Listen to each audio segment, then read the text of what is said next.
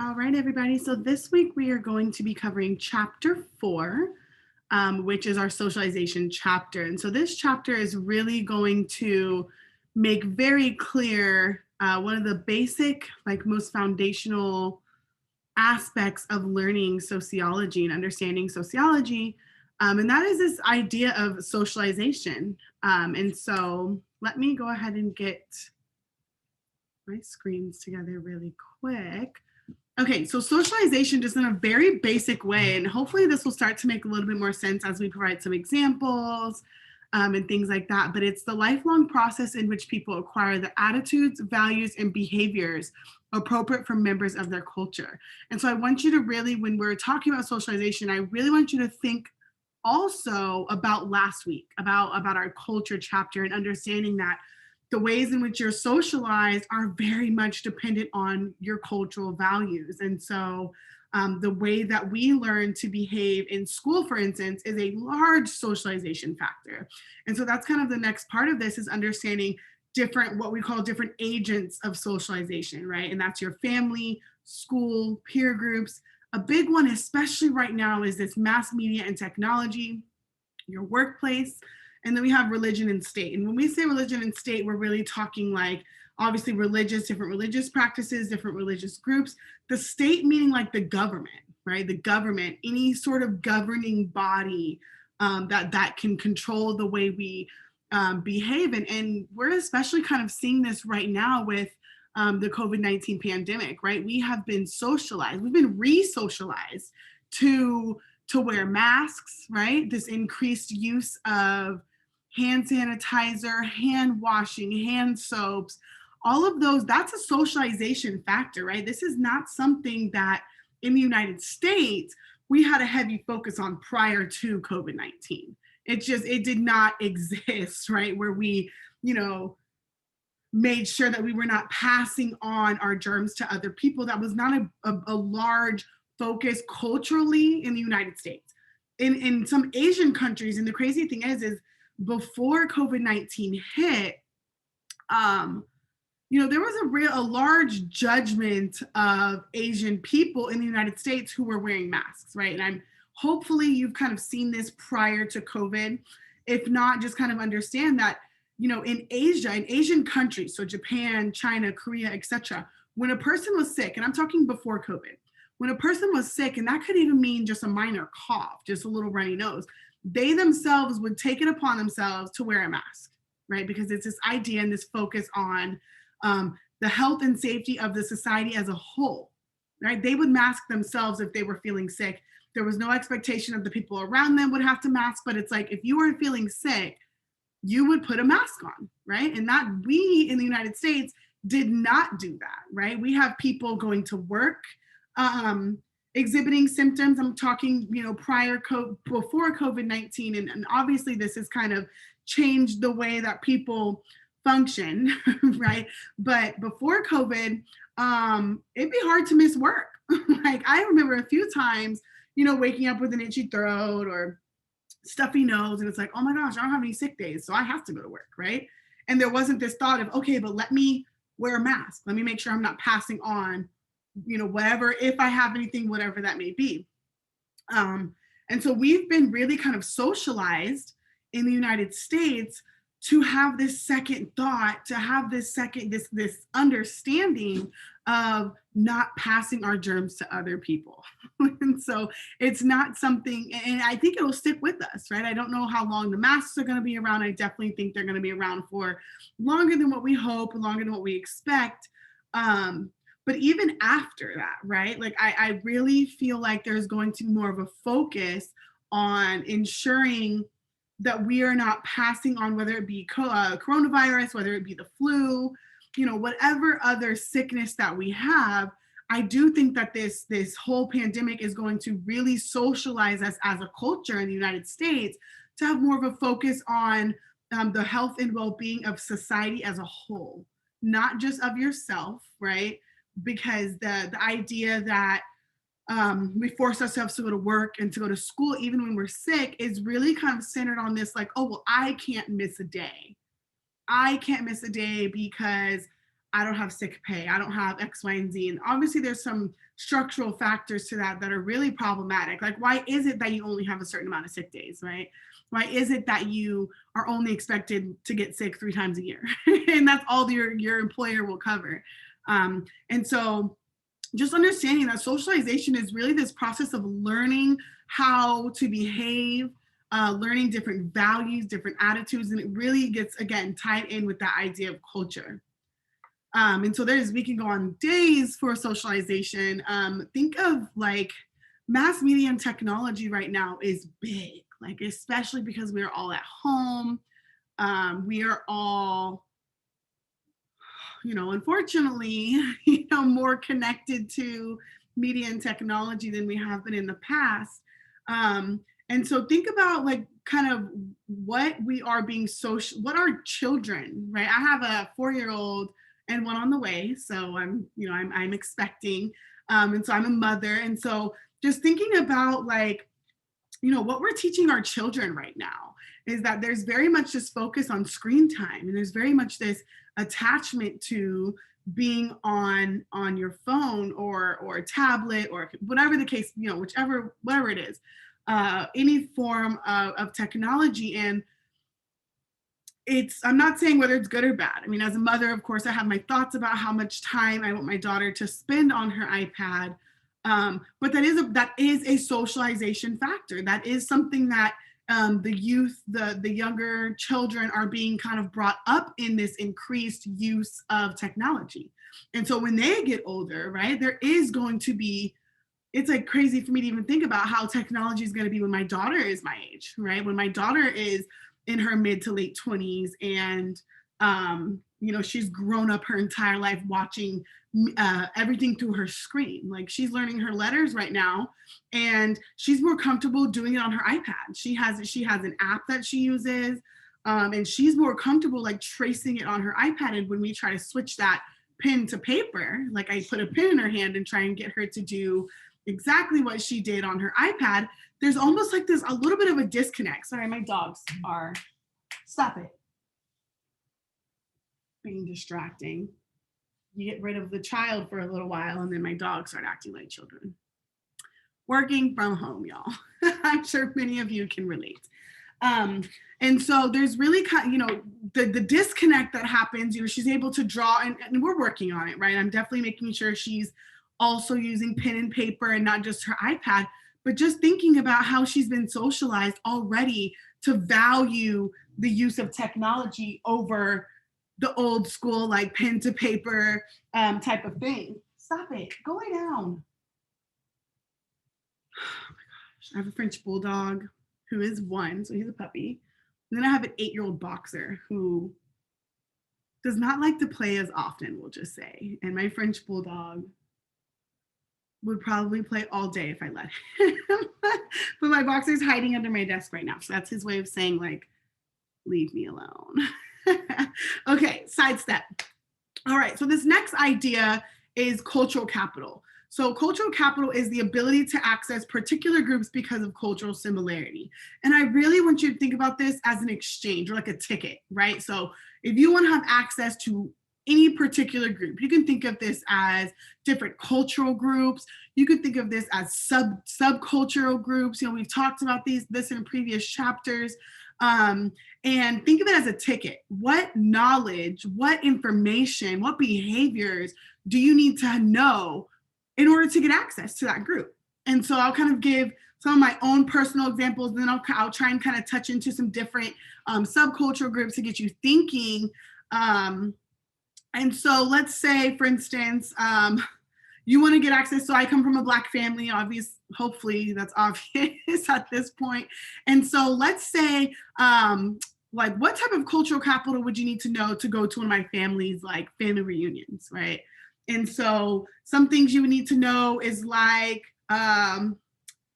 the elders really, really like everything is focused on the elders. Like whatever great grandma wants to do, my grandma Molly, whatever she does or does not want to do, eat, etc., her rules, everything doesn't matter if I'm my own parent, right? If I'm a parent myself, when we go to a family reunion, everything defers to Grandma Molly. Like if she says the kids can run around with no shoes on and play in the mud. Like, that is what it is, right? She is the elder, she's the matriarch. She absolutely has control over that space. I the type of food we eat. So we had a crawfish boil a couple summers ago. We try and do a family reunion every 2 years. COVID ruined that. We're not having one this year. But a couple summers ago, we went to Louisiana, which, again, very focused on the matriarch. That's where my great grandma lives. She was not willing to travel. She's like, y'all better come to me if we're doing this. And that's exactly what we did. And so, understanding that, like, the types of food that we eat, like, how do you eat a crawfish boil? If you've never engaged in the eating process of crawfish, someone's gonna have, like, you're gonna be very, very, very lost, right? Because there's a very particular way to eat crawfish. And we're in Southern California, so you can find, some people call it crayfish. So if you've heard crayfish, crawfish, same thing. It depends on where you're from and how your family or whoever pronounces it. But it's very, very interesting. Like, the first time I learned to eat crawfish, I was watching my cousins, right? So that was something that I, being very focused in Southern California, I wanted a fork.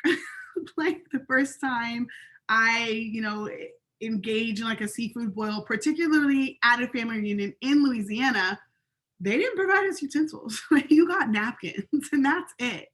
And so it doesn't matter, you're eating potatoes, sausage, corn, like, you eat it with your hands. Okay, you eat it with your hands. And so these are all, again, very cultural. You need this cultural capital, this cultural understanding in order to engage in that space. And so my mom is white, my dad is Black. My mom has had to learn a lot of cultural capital. She's had to obtain a lot of cultural capital when it comes to family reunions, because she's always the only white person. So on my dad's side, we are the only, actually on both sides, we're the only interracial family. So interracial meaning white, white side and Black side.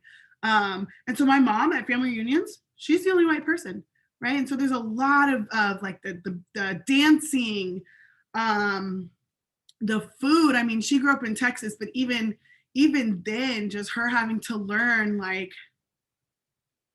how to eat the food, it's very different, right? And so that's one example that's very specific. And also the types of games we play. Like, there's so much that kind of goes into understanding a family reunion and how you gain access to. And we kind of see this kind of made fun of a little bit on TV, right? So you have the one, like, kind of usually non-Black person, because they're trying to play that role, showing up to the cookout, showing up to the family reunion, and bringing, like, potato salad that has, like, macaroni in it, right? Or, like, potato salad that has olives, like something very different. And you see the familial response. It's like, what is this? Or the one that has raisins. That's one I've seen and or heard of. And so, just understanding, like, how to engage in these spaces, what to say, what not to say, all of that stuff.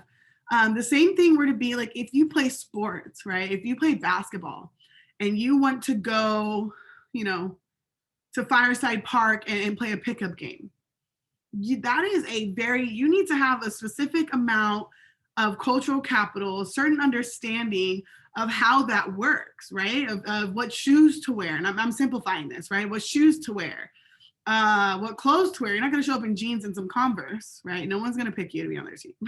You also need to learn how pickup games work. Are you playing full court? Are you playing half court? Right, at Fireside, I think it's just a half court. But all of this, right? There's understanding that you need to have before coming to the table, or to even be accepted, right? It's even to be accepted into that group. If you show up in jeans and some Nike slides on, thinking that they're going to take you serious, that may not work out the way you want it to. And so, there's definitely different ways that schools socialize us, family, peer groups. The biggest agent of socialization is the school. And that is, very kind of difficult to say, but think about, things are different right now. But prior to this, think about how much time you spent at school and what they're socializing you to believe, right? And so asking to go to the bathroom, that one was always a weird one for me, right? But that is a socialization process. They're making sure that you're understanding who the authority figure is in the bathroom. So, by the way, that's not a thing in college. You don't ask to go to the bathroom. You get up, you go, you handle your business. The professor does not care. Like that. We definitely operate differently at the college level.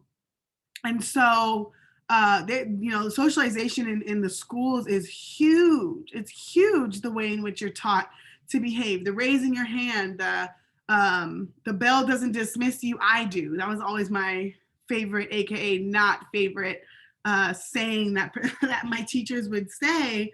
But there's all of these things that you're taught to behave in a very particular way by your schools, your family, your peer groups, and sometimes they don't always match up, right? So what the school teaches you may not necessarily be exactly what you're learning at home, right? But when you're at school, you have to abide by that, right? When you're at home, you have to abide by your home, the way your family structure works.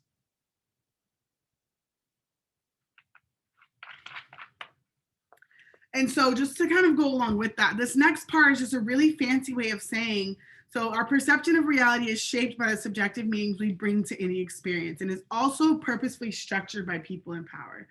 Very easy way of saying that, for instance, we see a lot of advertisements about women in particular and aging products, right? So what is that teaching us about women and aging?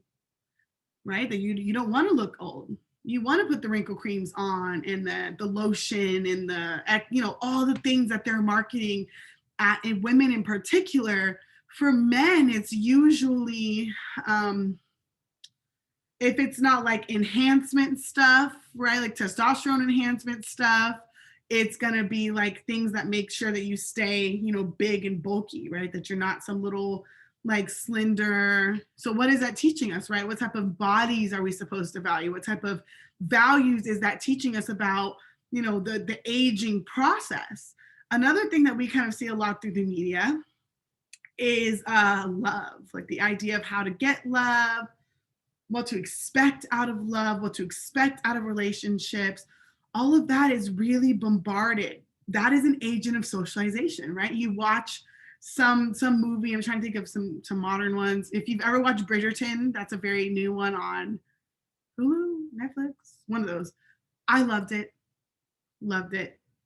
Ready for the next season. But like that is showing us like kind of in that time how love is supposed to work, right? Courting and in the fancy dresses, like the women very much being like a trophy type of thing, dressing a particular way in order to impress men. So then this is obviously old, but this idea sticks with us, right? The idea of women being the ones to impress and all of that, absolutely, all through the movies, all through the media, right? So you can think about any TV show you watch, right, is sending some sort of message to you and therefore kind of shaping your reality or your expectations of love or family or whatever the case may be.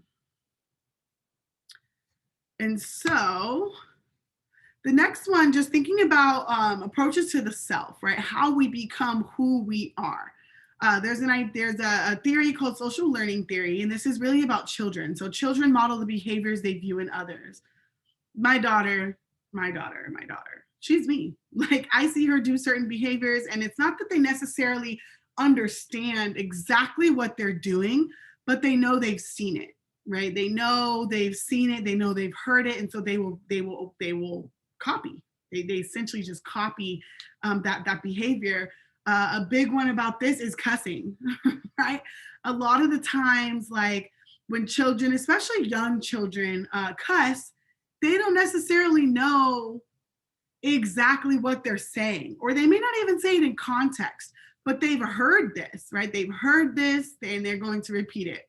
So like my daughter, I don't cuss very much. Usually it's driving or she'll hear me on the phone talking. I try and be better, but she's learning. She's just having to learn, like some things are made for adults to say, not children. But when she was 2, she was obsessed walking around saying, what the shit? What the shit? And like, I've never said it in that context, right? And she was like, what the heck, or what the hell? But she was saying it in this way. And so obviously, you know, I had to teach her, and she didn't say that anymore. It was kind of a little phase she went through, but it was really just her modeling that type, that behavior, that word, but not truly understanding the context, right? Not truly understanding the context. And so kind of with that, children also learn what's called schemas.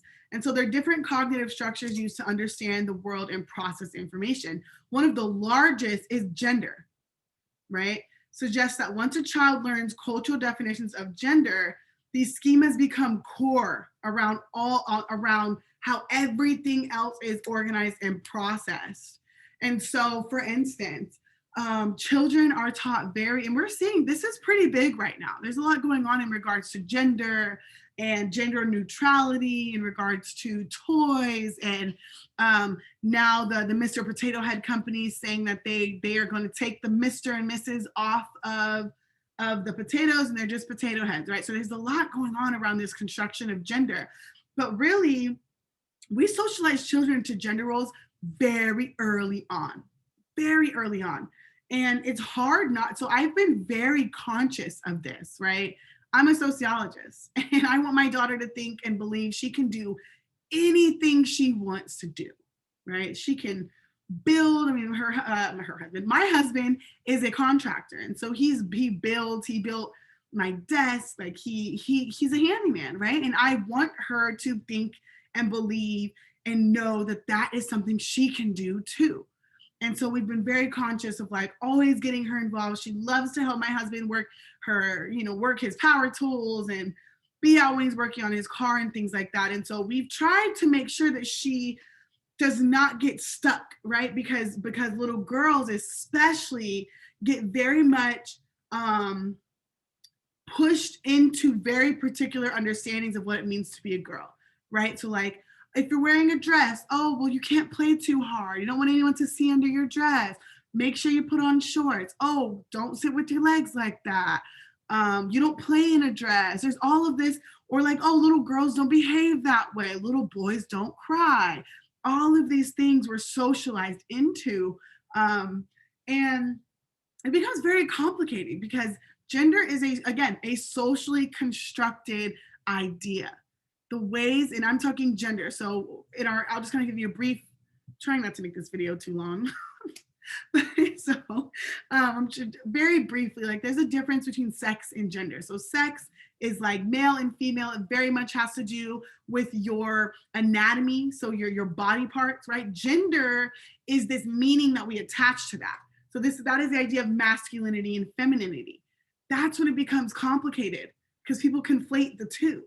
Right? You can have a very, quote, masculine woman, right? A woman who portrays traits that not necessarily match or align with what femininity is supposed to be.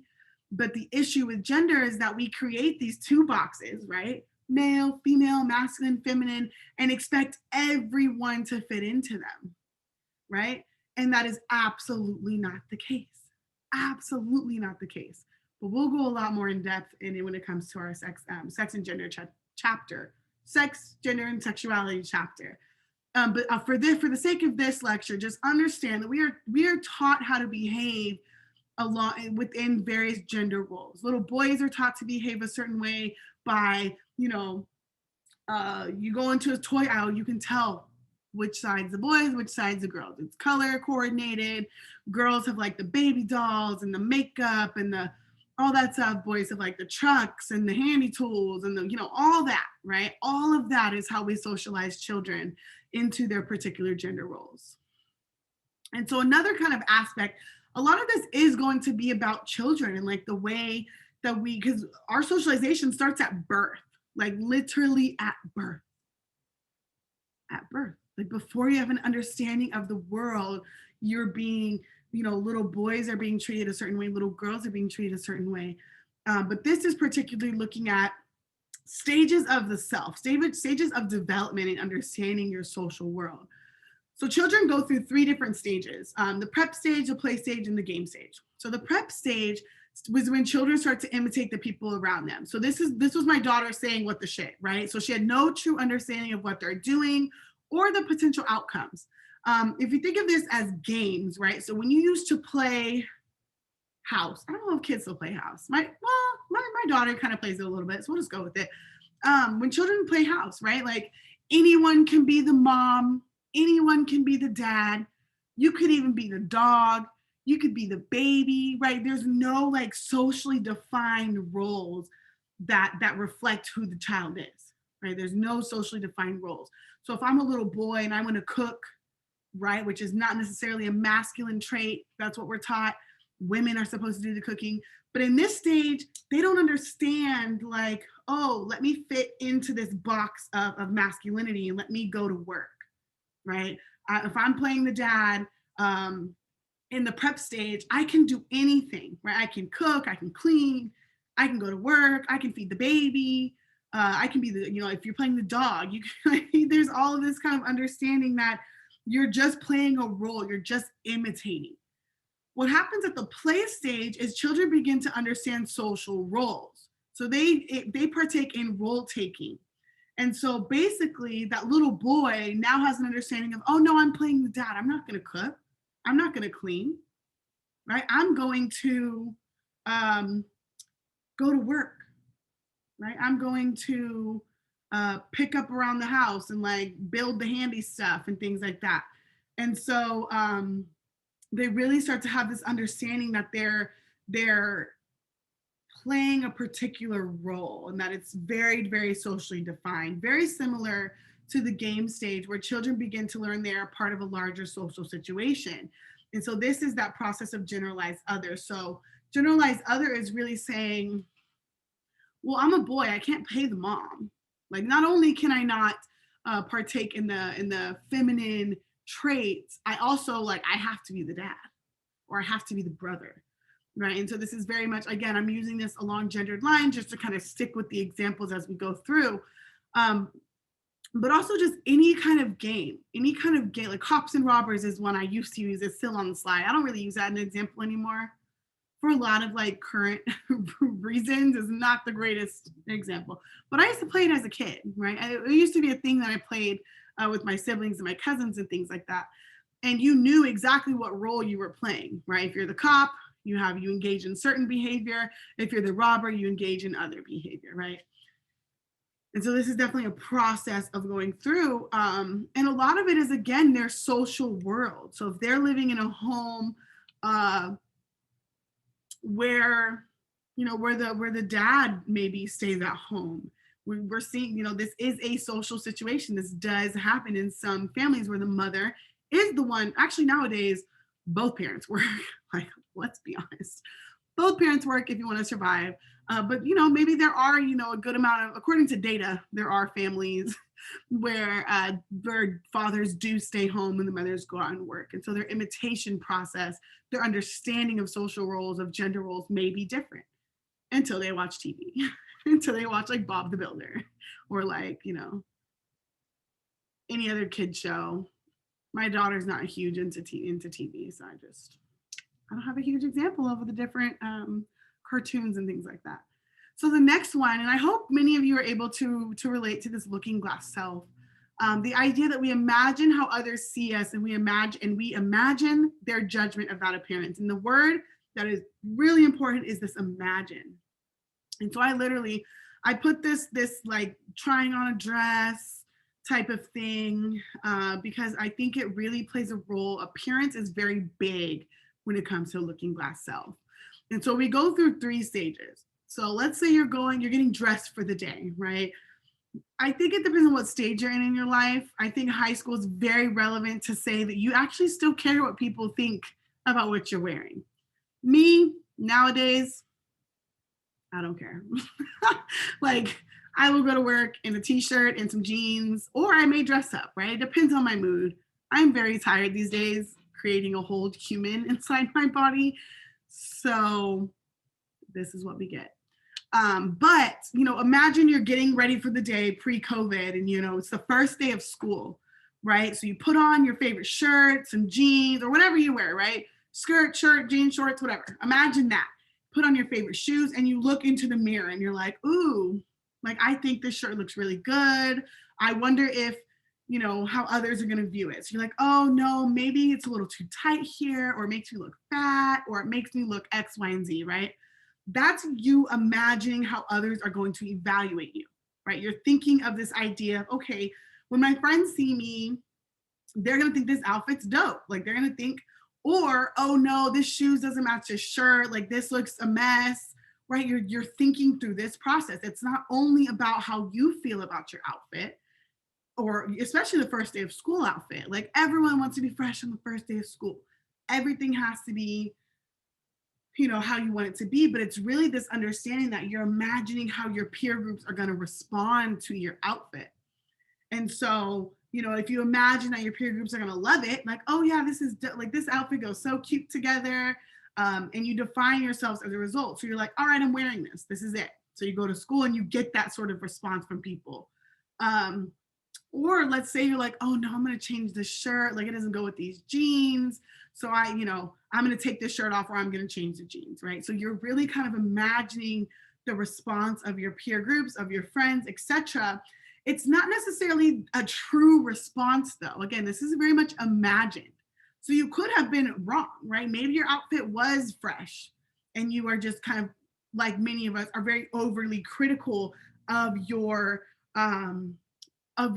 appearance, which a lot of us are. A lot of us notice various, that's me with my hair, okay? I am very overly critical when it comes to my hair, because to me, that's like a defining aspect of myself. That's very much like central to my identity. And so I'm always very judgmental of my hair. I've never really had someone verbally tell me they don't like my hair, right? But as I kind of go through the process of doing my hair or getting it braided, I'm constantly thinking of like, okay, is this cute? Like, does it make my head look funny? Like, oh no, my head looks big, it looks dry, whatever. I go through this process, right? And it's just based off of, again, my assumptions of how other people are going to evaluate me. And so we also are social. I've talked a lot about children and kind of the socialization process of young adulthood and things like that. But there's this concept called life course approach that looks closely at the social factors, including gender, race, and income, that influence people throughout their entire lives. And so one that I kind of, if you've seen Little Fires Everywhere, which is an amazing, amazing, amazing Hulu show. I think it's Hulu. I always say Hulu. Maybe it is. And it really kind of shows this difference in understanding, like you have this single mom, Black woman, low income, and it kind of shows I'm not going to give too much away. So if you haven't seen it, I'm not like ruining it for you. And then it kind of shows the opposite of like this middle or upper class white woman with her family and that. And it shows the different dynamics and how, you know, their race, class, gender have really influenced their life perspectives, their expectations, what they focus on, what they care about. There's all of these factors that influence their life. Another thing that we do is anticipatory socialization. So it's where a person rehearses for future positions, occupations, and social relationships. We do this through interviews, right? If you're interviewing, or like whether that be for a job, or some schools have interviews, oftentimes you do practice, right? You practice, you understand that there's a particular way in which you're supposed to present yourself within these spaces. So it's really just this idea of preparing for the future. All of you right now are engaging in this process by taking a college course. You know, one way or another, that this is going to set you up for your future, whether that means a future at community college, whether that means for graduation from high school, going to a four-year university, whatever the case may be, you have some sort of understanding that this particular method of taking a college course while in high school is going to benefit you in the future. Impression management, I think we've kind of touched on this before, but when people purposefully try to influence how others perceive them. And so again, it's that idea of managing your impression. This was one of your very, very first personal narratives that you did for this course. And so lastly, is talking about re-socialization. So the process of discarding old behavior patterns and accepting new ones as a part of a life transition. So this, you can think of rehab or prison. And I put the goal in quotations because it's not necessarily true, right? Prisons and rehabs are very much problematic, but they are designed in theory in order to strip you of certain behaviors that you came in with and give you new tools so that when you come out, you're no longer engaging in those behaviors. So if you go to a rehab for drugs, right, you go in with a certain behavior, which is drug addiction. The idea is that they're going to re-socialize you. So they're going to teach you, you're going to work your steps, right? You're going to go through AA or NA, etc., work your steps. And the idea is that when you leave, you are now able to, you've gotten rid of all those behaviors, right? All of a sudden, everything's perfect, right? And I'm kind of being very sarcastic when it comes to that. Prison, the same thing, right? You go in with criminal behavior, quote, quote, quote. And the idea is that they're within the prison system. They're supposed to teach you how to behave as a citizen or as a person who is valuable in society. And the idea is that you leave and you no longer have those sort of behaviors. Those are both problematic, right? Because we know that when people leave either rehab or prison, whether or not they've changed their behavior, oftentimes society is not set up to accommodate that behavior, right? Oftentimes they're put back in the very same situations that kind of cause their drug use or their criminal behavior, because oftentimes that's very much a product of their environment, very much a product of society as to why they engage in such behavior. The last thing in understanding socialization is this rites of passage. So it's a symbolic representation of a significant transition that serves as a mean of dramatizing and validating changes in a person's status. Very long way of saying, when you turn 18, right, there's this expectation of like, oh my gosh, you're an adult. You can go out and go to a club. Like there's like these very significant life achievements attached to turning 18. Same with 21, right? There's very specific life achievements. I guess you can call legally drinking a life achievement. Like I remember looking forward to that.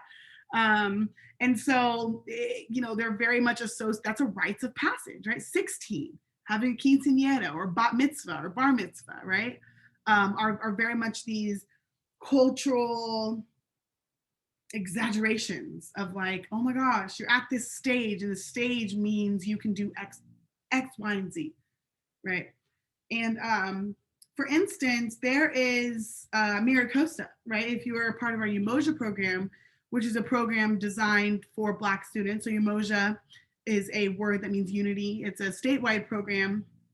And so when our students graduate, we hold a rites of passage, right? It doesn't matter what age they are.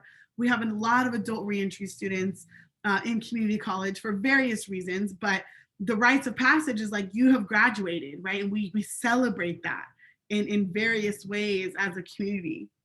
Graduation just in general is a rites of passage, right? Going to college is a rites of passage.